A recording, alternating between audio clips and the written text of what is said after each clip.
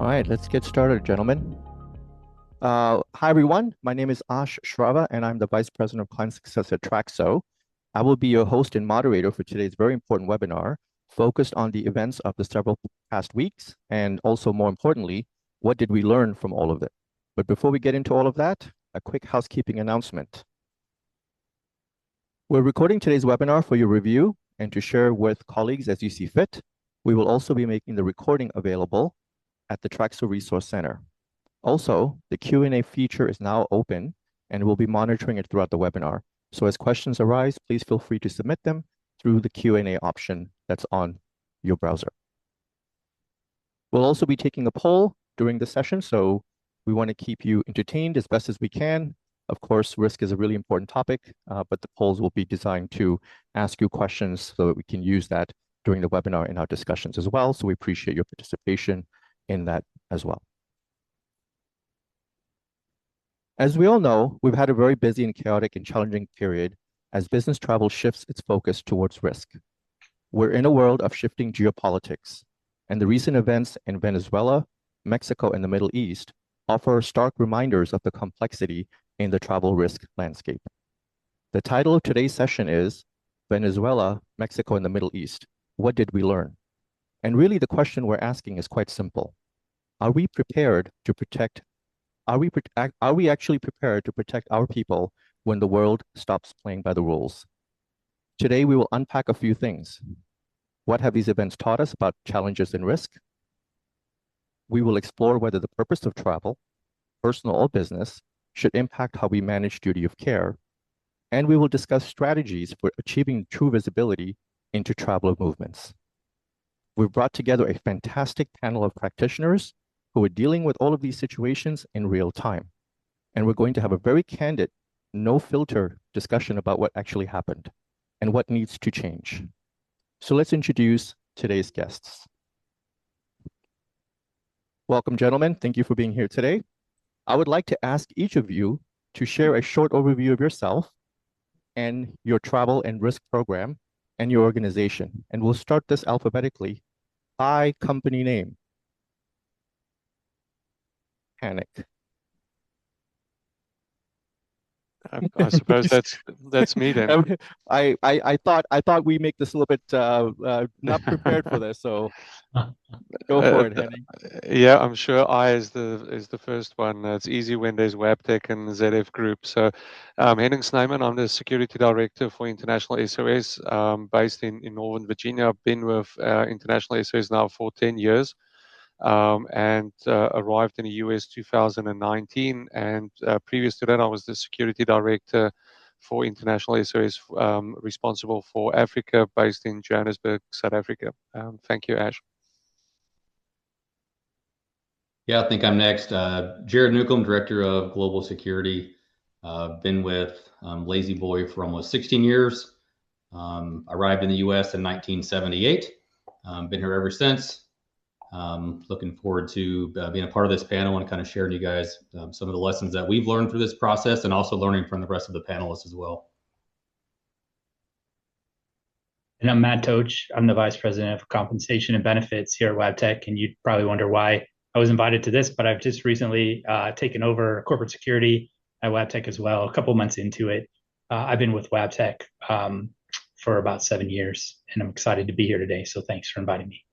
Yeah, and Matt, the reason why I was really interested in having you on this call is because of your perspective being traditionally not security, but having taken over the security aspect. I've always believed, and no disrespect to anybody in risk, but that risk sort of belongs under HR, and that's kind of where it needs to be in travel, of course, as well. So my personal belief, not necessarily the belief of everybody on this call or any of you listening in today.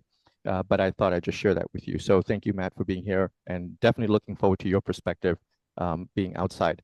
Unfortunately, our fourth panelist, Paul, was unable to make it to today's session. He is struggling with a little bit of a unforeseen illness, and so he's taking care of himself, but the rest of us will be able to talk a lot about what Paul will be talking about, especially Henning, with his insights as far as risk and duty of care is concerned. So we wish Paul well, and definitely we'll miss him today, but we'll be fine and everything will take over just great.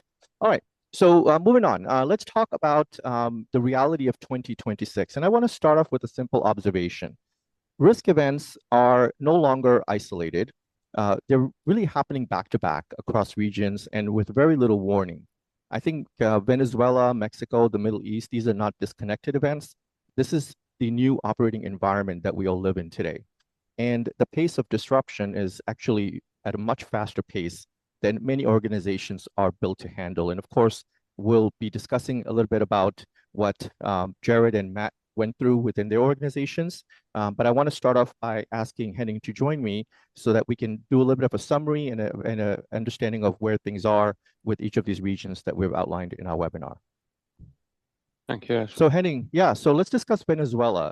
How does International SOS view the current situation there? Of course, this is probably the item on the list that's the oldest from a timeline perspective, but nonetheless, I think it's still very, very important. Yes, to cut straight to the International SOS still rates Venezuela as a high-risk destination, and more importantly, the evacuation level is still at full evacuation for Venezuela, even with the removal of Maduro. The existing or the long-standing threat landscape are still the same. There's maybe a new leadership in place, but what we've seen over the last many years is that still a high risk environment. Some of the airlines are getting back on schedule and looking at continuing their services into Venezuela. But for over the short to medium term, we still view Venezuela as a high risk destination, both for business and obviously for leisure as well. And the risk environment are the same: kidnappings, wrongful detention, crime rates, civil unrest still poses the same risk as before Maduro's removal. Excellent. All right, and then let's discuss Mexico as well. So is Mexico still a dangerous destination? Yeah, it's always countries like Mexico, for instance, is a great example of varying risk regions. Not all of Mexico is a high risk destination or even an extreme risk destination. And what we saw during the last escalation in February, the 22nd of February, after the killing of the leader of CJNG,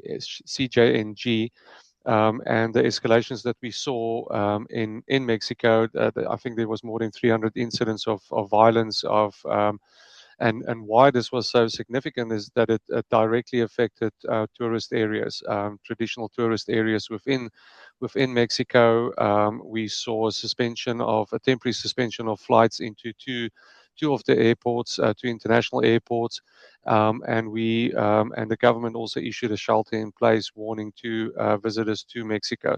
So significant. The risk environment hasn't changed in Mexico. The really important part of what to understand about the Mexico is that you can go from a low risk environment all the way to a high risk environment. But and this is the tricky part with risk ratings. Risk ratings are medium to long term forecasting of the risk environment. A low risk environment, and we'll speak about the GCC right after this in the Middle East, is unfortunately with the geopolitics and the global risk environment, you can go from a low risk environment to extreme risk environment very quickly. And this is what we saw in Mexico from possibly a medium risk environment within hours. It evolved into a high risk environment for travelers, both leisure and business travelers.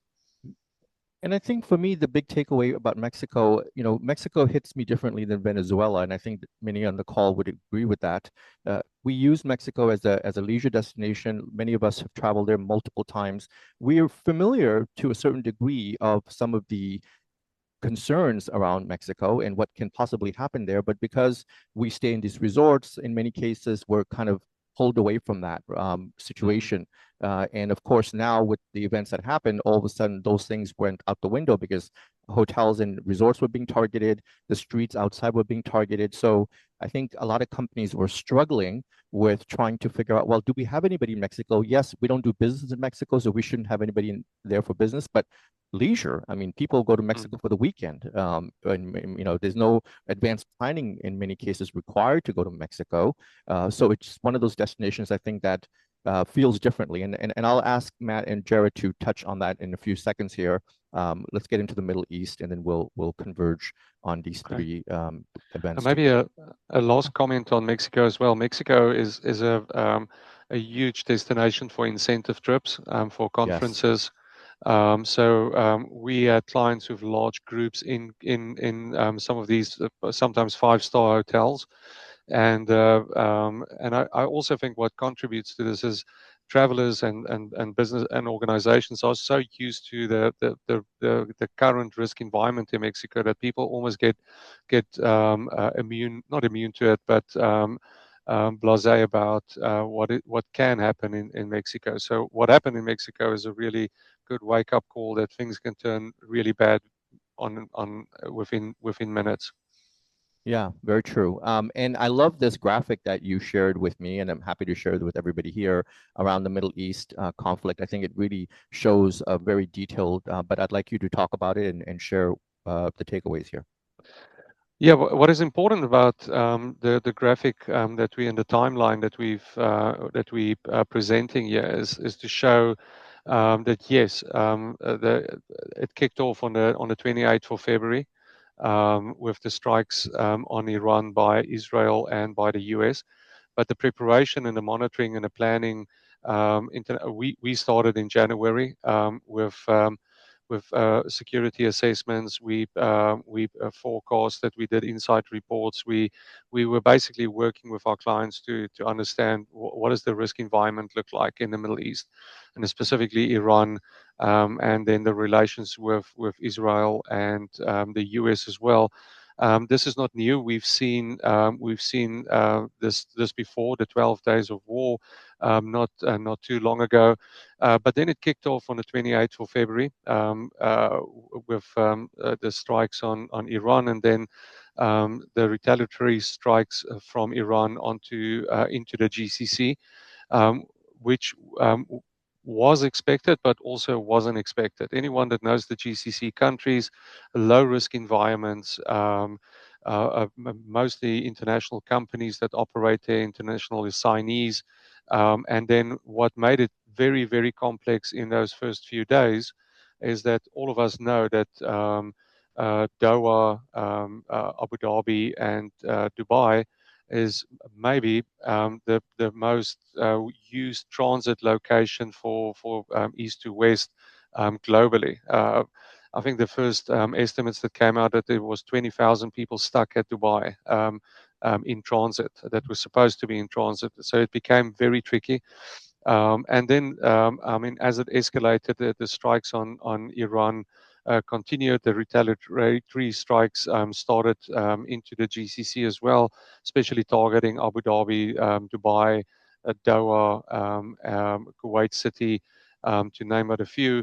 Oman was largely unscathed, so that was one of the routes that organizations and that we assisted with to leave, especially Dubai and Abu Dhabi, was into Oman, Muscat, to connect with either commercial airlines or charter flights. And just to give you an idea of the amount of cases that we managed, and this slide is maybe a few days old as well, is over 3,950 cases and that we managed. Or activity, and then 1,300 individual cases, 1,370 clients supported, and then 370 alerts. That's what we push out to our clients and to our travelers and managers. But as you mentioned this as well, and I haven't worked on, and I've worked on many evacuations and escalations. The biggest challenge for organizations, and this one was nothing different, and it's still ongoing, is to understand who's affected, who is in the region, who's in the GCC.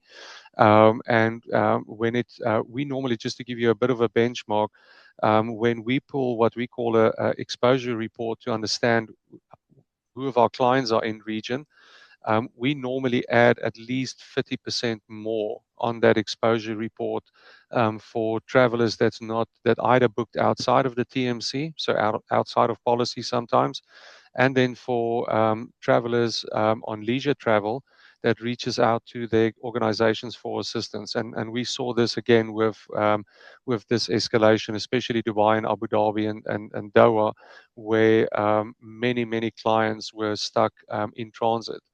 They were moved out of the airport, but they still come to their company because they believe their company is there to assist them, a duty of care, etc. But that's normally the tricky part, and this was no exception. Organizations were caught offside because it's a low risk environment. Maybe the planning wasn't up to scratch. Large international assignees, what in the old days would have been referred to as expats, are now assignees with local contracts in the GCC, so no longer international contracts. So all of that complicates the planning, the evacuation, understanding of duty of care, it's still ongoing, and no one is certain how far this will escalate and what is the next escalation or the tripwire. So the stat that you just provided, 50% more, is what ISOS estimates from a numbers perspective beyond what you see within your exposure reports. That's fascinating to me because here at Traxo, and I'm not trying to plug Traxo here, but just basically what we do is we minimize that gap by doing what we do.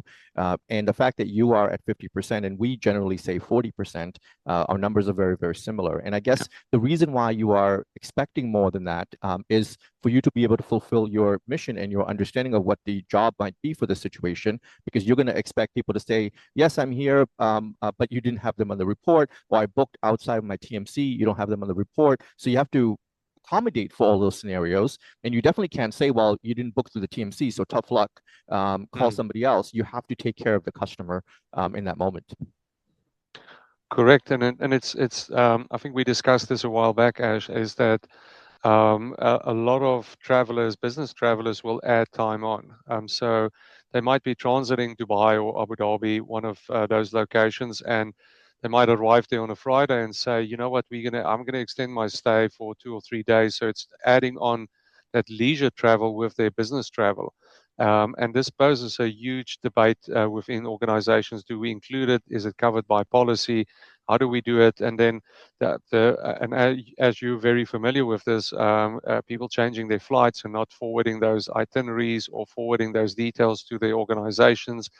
But then when things do go wrong, they normally raise their hands and say, we need assistance now because it's on the back of a business trip.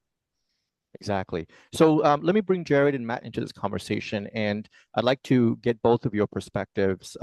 Do your organizations allow travel to these destinations today? Why or why not? And then talk about some of the pressures that you get from the business side of your organization to help individuals. We'll start with you, Jared.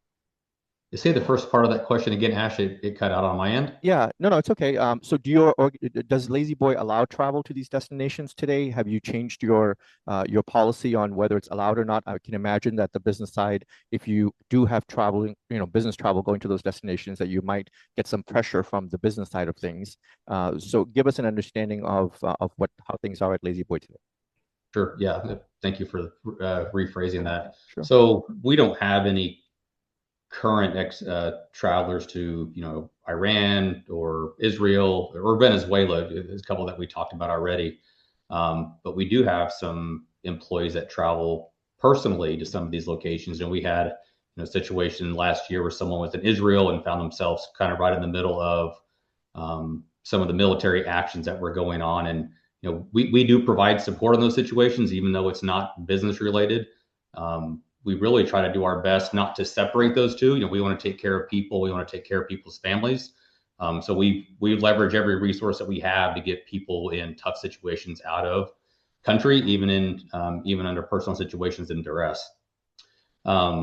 So given that we don't have a lot of connections to those specific areas, we have travel that goes to places beyond there. We go to Thailand, we go to Vietnam. So we do have some travel to those destinations. And obviously, most recently, those were impacted. And we have a lot of conversation around those. And is there, the airlines didn't necessarily stop travel going through there. They rerouted around some of those destinations. So kind of our stance in those situations is we gather inputs. We make a couple of decisions. If is it too risky, then we'll cancel travel. But we always leave it up to the traveler, and we always leave it up to the traveler to confirm with their family as well. So we don't want to expose anybody for business sake. It's not that important or critical to the business. So we want to make sure the traveler's comfortable, if the company is, and then we also encourage people to talk to their families and make sure that they're comfortable with the employee traveling as well. What about you, Matt? Yeah, so we've, I think, gone through evaluations on each of those. We don't have any travel to Venezuela, so that wasn't an issue or that I could speak to. But Mexico, when the bombings first happened there, we have multiple facilities in Mexico. We have a group that gets together and kind of assesses risk. And so the way our travel systems are set up, we can add kind of advisories onto travel to certain locations, or we can do restrictions. So for Mexico, we originally started with some restrictions in one of the locations that we have there, where we didn't allow travel for a 2 to 3 week period. We since have reevaluated that, and I believe we're on an advisory capacity there. And then with the conflict in the Middle East, as soon as that all started to escalate, we did put in restrictions on going to the Middle East. Those are still in place today. Some countries are obviously more dangerous than others there, and so we do have kind of an exception process for that, but we try and manage those through exception where there's a business criticality to do travel into those locations. We've asked most of our folks though to reroute their travel outside of those locations, just because there's a bit of randomness to who's getting impacted where, and trying to ensure that we don't end up with people stranded in particular locations that we'd prefer they not be stranded in. Yeah, definitely. And of course, from business perspective, you can say to everybody, okay, guys, no more business travel to these destinations or any future destinations for that matter. But then on the personal side, it becomes a little bit more trickier. Do you then encourage folks to not pursue travel personally to those areas outside of your view of their travel arrangements? What does that picture look like for both of you?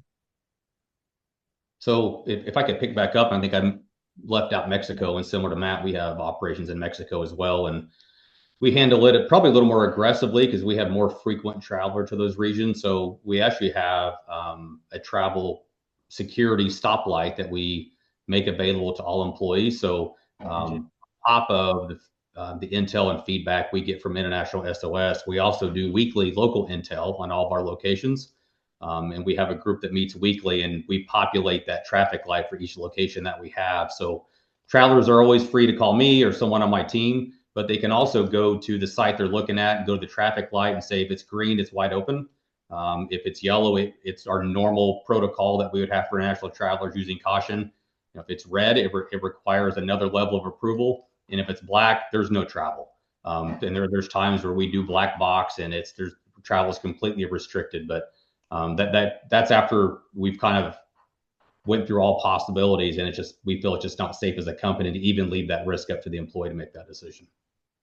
Excellent. I love the light color way method. It speaks very honestly about the situation.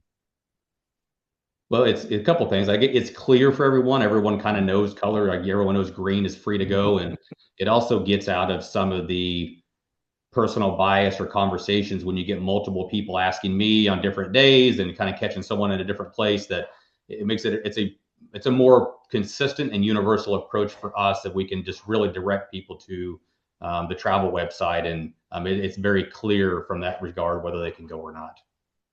Though I'm one of those travelers that's probably run a few red lights, so I don't know if that helps. All right, yeah. Yeah, red means hit the accelerator faster. All right, let's move on to an event that was not part of the initial scope of this discussion, but of course it did occur, and this was the Air Canada Express crash, a fatal accident at LaGuardia. First one in 34 years, so we don't hear these kind of things very often, but nonetheless it happened. And coincidentally, I don't know if you guys knew this, but it was the same date 34 years ago when it happened in LaGuardia as well. So you can look that up on Gemini or ChatGPT if you'd like. The thing I want to talk about here is not the event as much as the time that it occurred. So the event occurs on a Sunday night, 11:38 p.m., right? So of course, we're all winding down and getting ready for our week and at home, and maybe some of us are asleep. So I would love to understand from all three of you, what are the protocols in place today? Is the expectation from your organizations that you have to start responding because the events, of course, occurred? Phones are probably ringing. People want to know more. We're all glued to the news cycle on our devices all day long, so we know immediately something like this happened. So let's start with you, Henning, and then we'll ask Jared and Matt to comment on specifically the time and how you have to address that situation during non-business hours, as they say. Yeah, and it's I don't know if it's a coincidence, but if you think of the latest escalation in the Middle East, 28th of February, I think that was a Saturday. So it seems that these events, and I can name quite a few. South Sudan in 2016 was on a weekend. Was on a Friday night. So it seems that a lot of these crises and incidents happen after hours, and that's the reality. If you're an international company, you will have anything can happen at any time zone. And are you able to manage the incident? And something as simple as understanding: do I have someone on this flight? Because you might not know, but the person's family member might know. I always think of it as that one of the worst places a security manager or a security director are put in is when the CEO phones on a Monday morning and say, "Did we have anyone on that flight?" Or do we have anyone in Dubai, for instance? So your incident management program, your procedures and your plans need to align for who's going to take that call 11:38 on a Sunday night. Who's going to respond? Is that person going to pick up the phone? I've done many crisis management exercises where when we pull the crisis management team together for that exercise, it's the first time that they actually in the same room together. A lot of people are surprised that they're even on the crisis management team. So I think it speaks to readiness, to understanding your own procedures and communication. I always say to my clients that people don't blame you for things going wrong. They blame you for how you manage it. And that's the key. Words to live by. Jared, your thoughts? Yeah, I guess, hearing these last big three happen on a weekend, if that's not a testament not to travel on Saturday and Sunday, I'm not sure what is. But no, I think so. We don't have 24-hour attention to these notifications coming through. We're probably vulnerable in some of those areas, like anybody might be. I'd love to say safety and security doesn't sleep, but sometimes it does. And you wake up to some of these notes in the morning. That's why I think it's key. And we do training with our people on protocol and making sure that they are comfortable and empowered to call someone and make known that they're in a situation before I might even be aware of it. So whether I might not see an email come, I will hear the phone ring, and our team's quick to respond in those scenarios. But I do think it's important not just to let some of this technology run in the background, but I think when that integrates with people is when you really get a smooth functioning system. Well said. Matt, your thoughts? Yeah, agreed. I think, as we mentioned, some of these are happened on weekends. I know we don't have anything automatic, so we don't have any triggers, kind of like what Jared was just mentioning. So it's really up to us as leaders to kind of monitor these situations, and then we have some work to do on kind of building out those plans on how to respond. So in the meantime, luckily we have a great group that kind of knows each other and reaches out, and we kind of work through them in real time. So I know the stuff in the Middle East was on a Saturday. I think I was headed to lunch when I got the first call, and then I started getting a lot of calls, and then I went back and spent most of the day kind of working through that. The Air Canada, very, very unfortunate situation, and for us that was probably a wake up in the morning the next day and just make sure that we didn't have anybody located on that. So I think it does highlight, as Henny kind of indicated, just the importance of having those, emergency response plans and having people who know who's accountable for what as they go through that. We're kind of working through that real time as we had these, and we know we've got some work to do to build those out a little more substantively than what we have. But in the meantime, I think we know the key players, and so we kind of we have a de facto kind of group that has gotten together and started to figure that out. So we've been able to work through it that way. Great. And I would assume that in your role that you have outside of security, you probably have a little bit of a different perspective on this topic, because these are your people.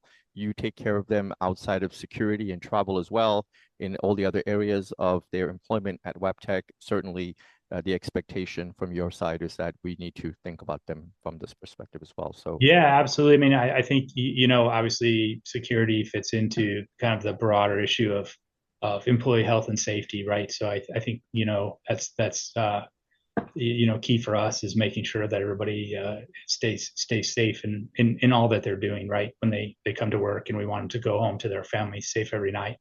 Very important. And I think that's one of the things that as I've gone through these, and I mean, literally it was like week number 2 of having accountability for security when they started happening. I think we've been able to utilize those relationships, or the relationships I have with some of my peers in HR. The reports that we get, the information we get is good, but I think the important part is the follow up and how you follow up. And so being able to reach out to people directly is great, but also utilizing some of my peers who are HR leaders to reach out to leaders in their organizations and do a lot of checking of the people that are in these locations to kind of just show that we care and make sure that we understand, they're safe and don't have any needs. I think that's been really valuable as we've gone through a few of these incidents now. yeah, certainly. Thank you for those insights, gentlemen. So speaking of the question, right? The question comes in, and I'm sure that when anything happens, the same question is asked across all the organizations. Who do we have there right now? And this question could come from the leadership. CEOs definitely have an interest in knowing where everybody is and if there's somebody there. And of course, these questions need to be answered immediately, not next day or 3 days later when this question is brought up. The expectation there is that I need to know now, and I need to know immediately so that we can take action if necessary.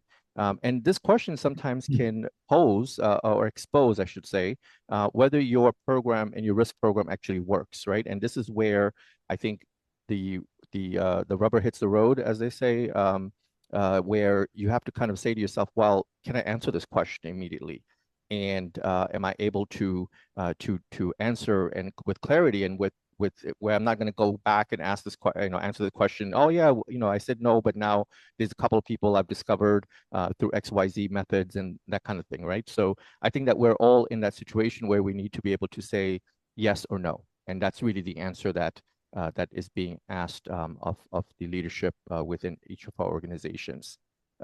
There's also an idea here of expectation versus reality, right? The expectation is that we want instant visibility. We want real-time alerts to be issued. The reality is that we are pulling reports, maybe calling the TMC, contacting the duty of care, reconciling spreadsheets.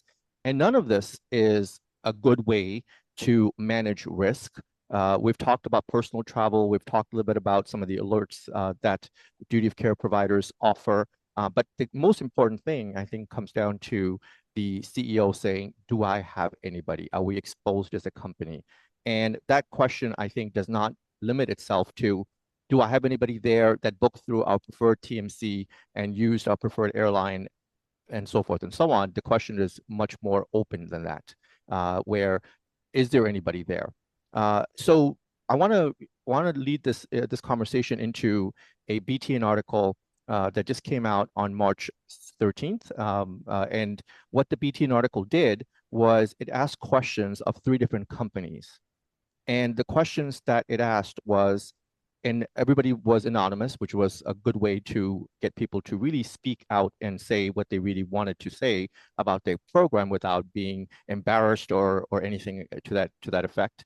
And so the different companies had different answers, but there was a similar trend line that was occurring between all these answers, which is that all 3 companies had no clarity in being able to answer the question, do we have somebody there right now? The first company basically said, well, we don't have anybody as long as they book through the TMC. And that was the answer. So if somebody booked outside the TMC, well, we don't know about that. So that's the way it is. The second company at first was answering the question with, hey, we have 2 people there, but then later on found out there was actually 4 people. And then the third company said, we have some people there, but because they extended their trip, we have no idea where they are, right? And if we look at these different scenarios, it's not really a good scenario for any company to be in, to be able to not answer this question. So what advice would each one of you give these 3 companies based on what I've outlined here in terms of what they should do and how can they do what they need to do better? We'll start with you, Henning. Yeah, this is so company 1 doesn't include travelers who book outside of the program. I would definitely not recommend that. You should include everyone in your in your travel risk management program. What it speaks to, and it kind of speaks to all 3 of these, it should be addressed in your travel risk management policy. There should be clear guidelines on what is expected. As much as organizations have a duty of care, travelers and staff members have a duty of loyalty as well. And that should be, I'm always amazed that companies in their travel risk policies say this is a recommendation. It shouldn't be a recommendation, it should be a requirement. If you give people the option not to do something, they're not going to do it. So always include, if you book outside of the TMC, there's smart ways of forwarding itineraries, forwarding those type of things that there's a system that can capture it, and that's normally your tracking system. Also understanding that where you've got exposure, and maybe just a point of advice here is, it's not only who you've got in country or in the affected area, is who's going to be there in the next 24 hours, 72 hours a week, because then you can plan and you can stop travel. That's one of a bit of advice there as well. And extending the trips for personal travel company, or for I think people refer to it now as bleisure. I don't know if it's a word yet, but it's when you extend your business for leisure as well. And there should be strict policy around that as well. A lot of my clients do allow that, but then it needs to be captured in the tracking system as well. You can't, if you extend or go early, the organization have a duty of care because you're traveling on behalf of the organization. So it should be captured within your tracking system, and understanding where you've got, and this will allow the travel risk management group or manager to have visibility on your whereabouts. And Matt, what would your advice be? Yeah, I think a couple of things. One, obviously, encouraging everybody to use your travel provider. 2, I think I think the other important thing I was thinking about this as Henning was talking, and I think use multiple mediums to make sure that you've captured everyone, right? So I mean, we'd love to tell you that everybody uses our preferred travel provider. I think that's not the case. So obviously we have applications like Traxel that helps with that, and helps pick those things up. But outside of that, as we've had these incidents occur, I think that extra piece of just reaching out to leaders and saying, okay, maybe reach out to your teams and make sure that you're not aware of anyone else that might be in situations that put them in harm's way. I think, to go about it, as much as we'd all love to just rely on the technology, and the technology is going to give us the quickest answers, there's still something about just ensuring that you do some manual work and try and just check on each other, right, and check on the people that are on your teams, and see if you capture anyone that way. It's obviously not the most preferred as far as a time frame, but it's also important to make sure that you capture everyone. And then I would just add, Henning's point is a great one, and we did this. We did look forward as well. So we would first pull lists of people who we knew were there, and then we would also look at people who had travel booked through any locations that we were concerned about over the course of the next 2 to 4 weeks, and send them notes and ask them to either cancel or reroute their travel.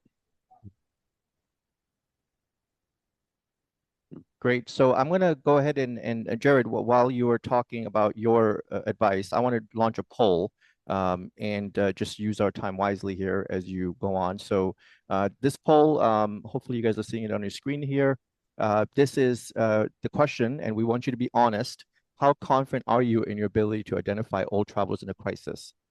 So while the audience does that, Jared, please go ahead. What advice would you give those 3 companies? Yeah, thanks, Ash. And probably just piggybacking a little bit off of Henning and Matt a bit is interesting. Something Matt said, and I was going to say also is, trust but verify. We have data, and we rely on the data, but there's some value in doing, good old fashioned spot check every now and then. If you have somebody that is in Vietnam or wherever they're at, just make sure you can find them, make sure everything lines up. And, I do test the system periodically, that and if you find gaps and opportunities, I think that's what strengthens the system. And, like Matt mentioned earlier that, there's some things that, they're working on or working through. And I think just for everyone, we all are, this isn't a science. No one's figured it out. So I think that's why stuff like this is so important, that we learn and grow through and leverage learnings from others. If there was a right way, we would all do it exactly the same way, but there's not. There's too many variables, people are involved. So it's a matter of, taking inputs, compiling those, and making the best decisions for people. And on the topic of booking, ideally you want everyone booking through your primary travel agency, but the reality is not everybody does. A few years ago, some of the travel agents, airlines, I'm not sure if this is still the case, but they weren't given loyalty points if you booked through a third party. So that pushed a lot of people outside of the normal network. And that's where your system comes into place, that if you're going to book outside, then you have to forward those itineraries through TrackSo, make sure they get populated into International SOS, so we can know who you are. One final thing I might add, and something that I think might be forgotten sometime, is executive travel. So executives typically don't book their own travel. So I think it's important that you make sure you engage with those that are booking the travel for them, admins, and maybe be getting an itinerary forwarded to them, but making sure that that's getting put in TrackSo if necessary, if it's booked outside as well. Great, thanks for that. And as you can see from the poll results, our audience is very honest, which is excellent, because they're not going to pretend. But we have 0% of people saying that they're very confident. 67% of the people said they're somewhat confident, and 33% are saying not confident. So it really gives us the instructions here, as far as I can see, that we have work to do, and we can go ahead and start deploying some new tactics in terms of how we manage and how we can identify old travel within organizations. All right, so speaking of detection, I want to introduce everybody, if you haven't heard about this thing called the OTA loop. I'm going to pronounce it that way. Forgive me if it's not correct, but really the OTA loop is about observing, orienting, deciding, and acting. And this is a proven mechanism within military and crisis response. I'm sure Jared and Henning are very familiar with this, and possibly Matt as well. It's all about speed, right? Getting to the end result. And where most organizations fail is in the orient spot, which is the second spot. And I think this is because of lack of information, knowledge about where people are. And so they're spending a lot of time trying to figure out that piece. So they never get to the next step, which is to decide and act on that situation. And in many cases, if they do get to it, it's much delayed in the process. So if you haven't deployed this thinking within your organizations, I suggest that you do. I think it'll definitely help with the understanding of how you should think about risk, and I think it's a good way to really gauge where you are in terms of your ability to get to the act part, which is really what it's all about, right? Taking action on the situation and trying to figure out what you need to do next. So the visibility problem that we have, and we've talked about traveler behavior. You've all alluded to it in one way or the other. Travel behavior is fragmented, and here at Traxel, what we find is that over 20% of flights are booked direct, 50% of hotels are booked directly, and when I say directly, I'm talking about directly with travel suppliers, and 40% of trips are changed.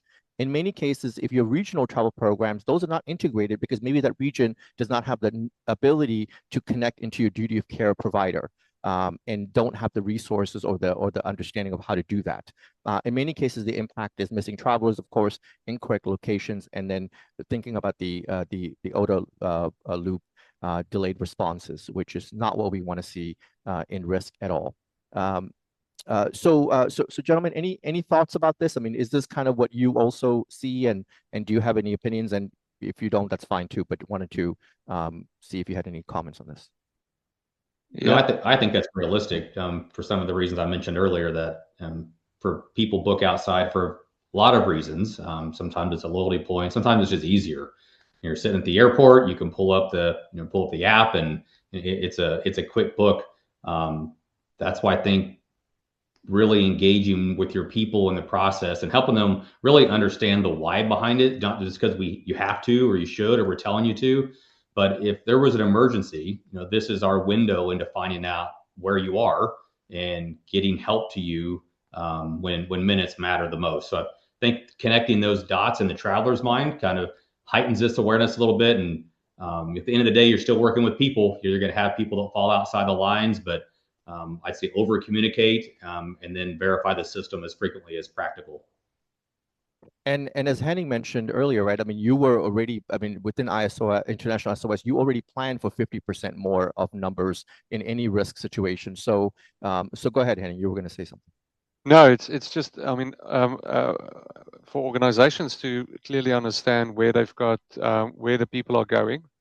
But really important as well is where they're booking their hotel accommodation. Is we've been able to save lives because we had oversight on where the person is staying. I mean, think of historically all the hotel attacks that we've seen. Is just to have understanding where you've got exposure, and then secondly, it's one of the first points of trying to establish contact with someone that you can't find. If you know where they're staying, if you know their mode of transport, I would add on here is that organizations need to understand is once the person arrives in a country, is how are they getting to the hotel, how are they moving around with their meetings, and having oversight of it. I mean, some of the rideshare apps you can integrate into your travel tracking platforms as well, is to have a really clear understanding. And as I said, you will find value in this the moment things starts going wrong and you need to reach out to travelers and make positive contact. So really important part. And my advice would be is write it into your policy.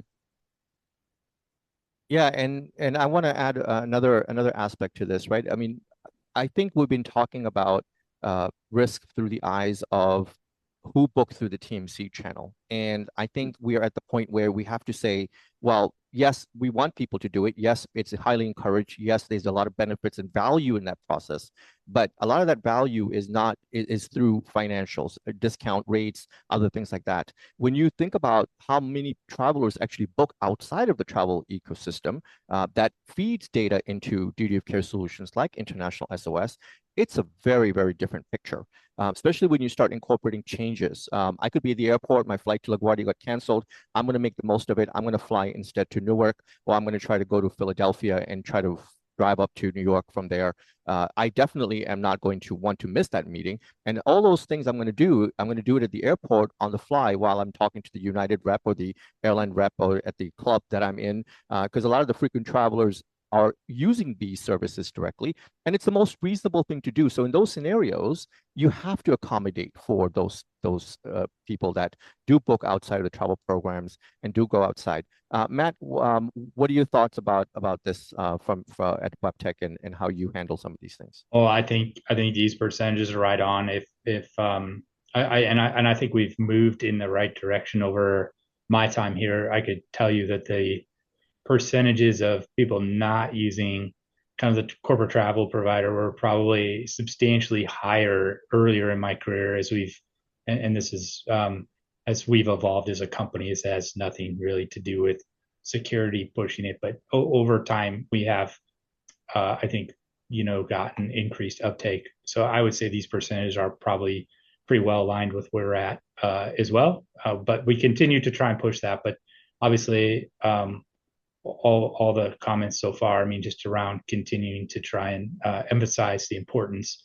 And I think here, as I'm listening and we're talking, one of the things is I think our employees probably think it's more, about the cost aspect of running through the travel provider, and they probably lose sight of the importance of booking through the providers, so that we know where they're at and we know that they're, safe and well in the unfortunate instances that we might have come up. So I think it's the messaging and making sure the messaging, our employees understand the importance of the why associated with using, approved travel providers. Great. And we're going to launch a second poll here. And I want to ask the question, do you include personal travel in your risk program? So go ahead and respond to the poll. And while you do that, this is my favorite topic of all the topics today. And I waited until the end to bring it up because I'm a big fan of this topic. And I think it's one that definitely needs to be pulled out from the shadows and into the forefront and being discussed in organizations at a very, very high level as far as personal travel goes. But let's see what our audience is saying. We'll give them a couple seconds here. But let's answer the question for each one of you within your organizations. Do you include personal travel in your risk program? We'll start with Jared, Matt, and then we'll go to Henning.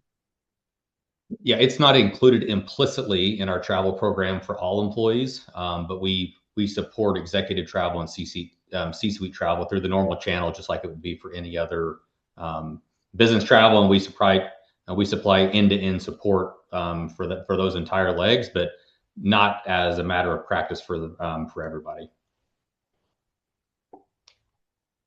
Matt, when you go to Mexico for your weekend trips and getaways, do you let your risk folks know that I'm going to Mexico on this personal trip?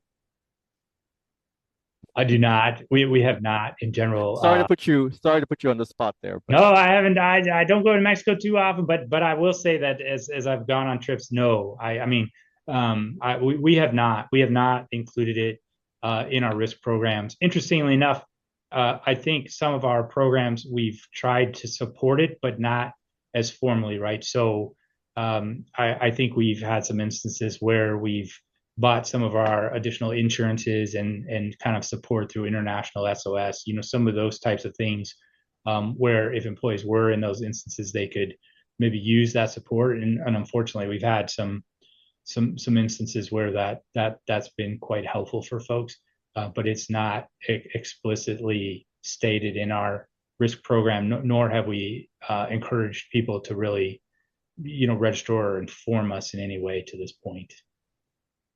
I can't wait to hear what Henning has to say because he works for International SOS. So, Henning, when you go to the Middle East and meet your buddies and for a golf outing in Dubai, are you letting the company know that you're heading out there? Unfortunately, I don't play golf, but what we normally do is the organization in most cases will know when we travel and where we travel. I mean, that's voluntary, to be quite honest. But all of us are so exercise to check in and on the app and let everyone know where you are. I think it's part of. I think the easy way is to bring it into your organization is to make it part of your culture, rather than having the stick, having the incentive. Why you're doing it, and we all understand that International SOS are to do it.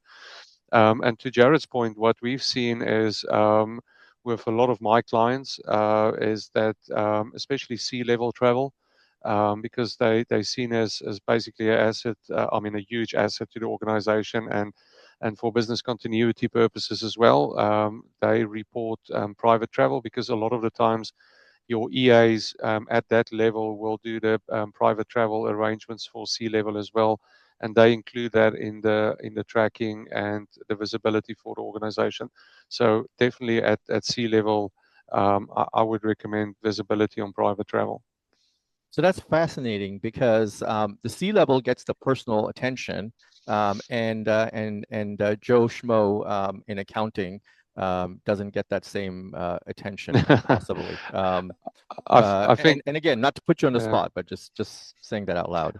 no, I think the reason for that is that there's still a large resistance with travelers that they believe that organizations are tracking them and having the big brother. But that's not the case. I think the moment you start weaving it into the culture of the organization, people are more willing to share personal travel and visibility on on their travel. Yeah, and the survey, I'm putting up some stats here. Skyscanner did a survey. 83% of travelers turned business trips into leisure. 55% used paid time off to add personal days to their work itinerary. 42% add 2 or more days of a business trip, giving them more time to explore the destination after the formal agenda ends. So the numbers are not 2-3%. The numbers are double digits, close to 50% in many cases, as you can see from the first stat, over 80%. My humble opinion in all of this talk about personal travel is that personal travel must be part of risk programs. And anybody who thinks otherwise, I think, is hoping for the best, because if you believe that person is important to you during Monday through Friday, 9 to 5, and on business trips, certainly that person is still the same person on weekends and holidays and on vacations. Didn't change their identity to somebody else.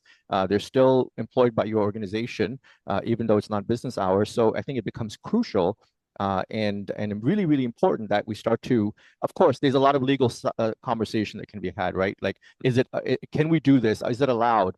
I think if you tell the employees of your organization that, hey, we're going to take care of you if something goes wrong on a personal trip, if you choose to share, I think that's a great starting point for any organization to start adapting to this environment. Because as we can see from the events that have occurred, that it didn't occur on a business trip. A lot of these events are vacation destinations or family trip destinations and things like that. So I think we are selling ourselves short in risk or in travel if we're not able to incorporate personal travel. Final thoughts from any of you on personal travel gap? I think just a comment is that a couple of things on that gap is, a lot of times C-suite travelers will look at their personal travel as somewhat business travel, just due to their leverage point with the company. The Joe Schmo or myself probably doesn't look as that critical to the company. And I guess what I made the determination earlier that we support C-suite, we support them probably aggressively, but anybody personally travel, we will support those trips and have. We've had employees that their daughter's going on a trip to Europe, and they want some insight on that. So we do provide support. But I think Henning may have mentioned earlier, a lot of employees would rather you not know where they're at. They don't want to check in. It's my personal time. It's away from work. So I think the presentation of that is probably key. Having people understand the why behind it, and really that we're a resource and we're not trying to track and see where they go. But if there's a concern from them, there's a risk to the area they're going in, especially if it's a high risk area, that we have resources to leverage that they may not have on their own. Yeah, I'd agree with that. I think obviously with the C-suite, I think some of their travel is a little more interchangeable between business travel and vacation, just based on their schedules. But with personal travel, I think it would be really explaining that the intent is to support and not to track, and I think you have to do a lot of messaging to ensure you've got kind of that trust built up for that to be really effective. Yeah, so in conclusion, what needs to be changed? I think outdated assumptions that we need to eliminate is that the thought that all travel goes through the TMC. I think we know that that's not the case. We'll figure it out. This is probably Jared's favorite way to handle things is, oh, we'll deal with it when it happens. And just because you have a policy does not mean you're ready for that situation, right? The new reality, I think, is you need to have continuous visibility, real-time data. I think you need to know when people make changes and when they go off the grid, so to speak. And you need to have a proactive risk posture. If you don't have those things, I think you're going to find yourself in a vulnerable situation and probably in a place that the CEO won't be very happy with the end result. So final thoughts from me is that in a crisis, your competitor is time. You need to have actionable visibility. You need to have speed built into your program. If you don't, I think that the companies that are on this call today will definitely help you with that. And you need to have complete travel awareness, all bookings through any channel, real-time updates, and all bookings must be integrated into risk platforms. Just because you're working with a region that does not have integration does not mean you cannot provide integration. You definitely have tools in today's world to be able to do that. So ask yourself, are you prepared for the next event? And if the answer is no, and I think the poll results definitely showed us that was the case, we definitely do have some work to do. And webinars like this are designed to create thought, to have great information from the folks on the call today. And so we'll conclude today's session with that. So I want to thank all of you that attended today's webinar, especially those that contributed through thoughtful questions. We weren't able to get to some of the questions, but they were answered throughout the session. So we didn't address them, but we definitely did bring them up as best as we could. And I believe that everybody can agree that there's a high probability that the next risk event can happen anytime. And we believe that very strongly at Traxo, that we were built for helping companies eliminate those gaps in duty of care. If you're curious to learn more about how Traxo can help, definitely reach out to us and we'll be sure to get back to you as soon as possible. Thank you all for coming today, and thank you to Matt, Jared, and Henning for providing such invaluable insights. Thank you so much for all the information you provided today. This recording will be available on Traxo's website for future use. If you need to refer to it or share that with anybody in your organization, we encourage that you do that. Thank you all for joining and have a wonderful day. April Fools, happy April Fools, everyone. Thank you guys.